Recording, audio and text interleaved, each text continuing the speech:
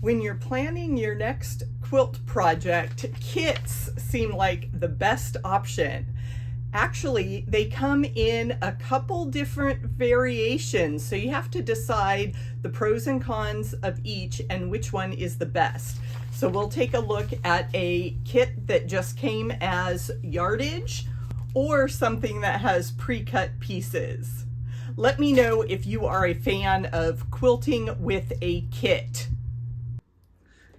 Let me walk through what's included in this kit that is based on yardage. And one of the important benefits of purchasing yardage is it's much easier to pre-wash.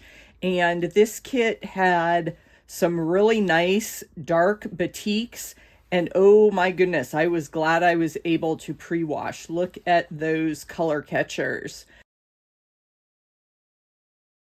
But these are fun, patriotic fabrics. They've got all the fabric requirements are there.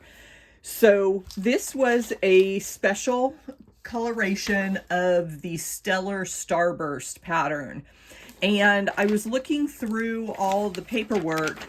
They do not give you anything other than this picture to help match the fabrics. So I'm going to have to go through this picture to match up which fabrics are which in the pattern. So that's a little disappointing, but it is understandable when shops use their own fabric on hand to make kits from other fun patterns. So not a big deal. The other thing about yardage is that once it's packaged in a kit, unless you make your own substitution somewhere, there may be other people out there with the same exact quilt. And that is one of the things that people like to do, is put their own spin on a pattern by choosing their own fabrics. But if you struggle with color choices, it's nice to have everything pre-selected. It all goes together. It all looks fantastic when it's done. So I am ready to cut this out, and you will see this quilt during some of my Quilts of Valor work days. The other option is to purchase a kit that is pre-cut.